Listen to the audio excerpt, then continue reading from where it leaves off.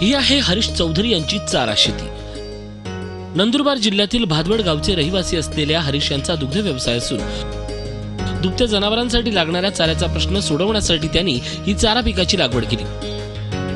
त्यांच्याकडे 23 म्हशी आणि 3 गायी आहेत। या दुभत्या जनावरांना दिवसाकाठी प्रत्येकी 50 किलोचा चारा द्यावा लागतो। त्यामुळे विकतचा चारा घेण्यासाठी चौधरी यांचा बराच पैसा खर्च होत होता। त्यावर कायमचा उपाय म्हणून त्यांनी आपल्या शेतात संकरित नेपियर चाऱ्याची लागवड केली। या चारा पिकाचं वैशिष्ट्य म्हणजे याची सलग 3 वर्ष कापणी करता येते। पुराण उडवणारा खर्च 50 ते 70% हा चाऱ्यावर किंवा खाद्यावरच आहे। तर खाद्यासाठी आम्हाला चारा लागवड करायची होती। बाहेरून चारा आणून गुरांना खाऊ घालणं एका परवडण्यासारखं नव्हतं। त्यासाठी आम्ही कृषी विज्ञान केंद्र कोडदा इथून मार्गदर्शन घेतले असता तिथून आम्हाला संकरित नेपियर ही व्हरायटी मिळाली व त्याची लागवड केली असता त्याच्यातनं आम्हाला भरपूर प्रमाणात त्याचा फायदा होत आहे। दुभत्या जनावरांना खाद्य देताना 60% हिरवा आणि 40% सुका चारा एकत्र करून देणं आवश्यक असतं।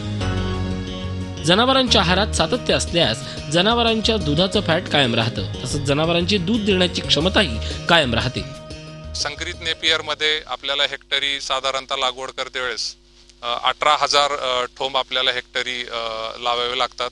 त्याचबरोबर 2x1 फुटावर याची लागवड केली जाते व पहिली कापणी जी आहे ती साधारणतः 2 महिन्याअखेरीस पहिली कापणी मिळते।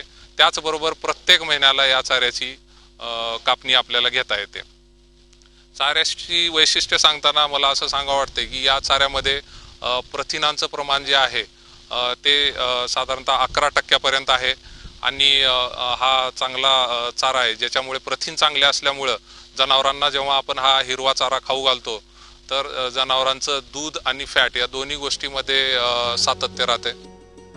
विकतचा चारा खरेदी करण्याऐवजी आपल्या शेतात चांगल्या पद्धतीच्या चाऱ्याची लागवड केल्यास पशुपालनावरचा खर्च कमी होतो। पर्यायानं दुग्ध व्यवसायातून चांगलं उत्पन्नही मिळतं। प्रशांत परदेशी, झी मीडिया, नंदुरबार। झी 24 तास रहा एक पाऊल पुढे।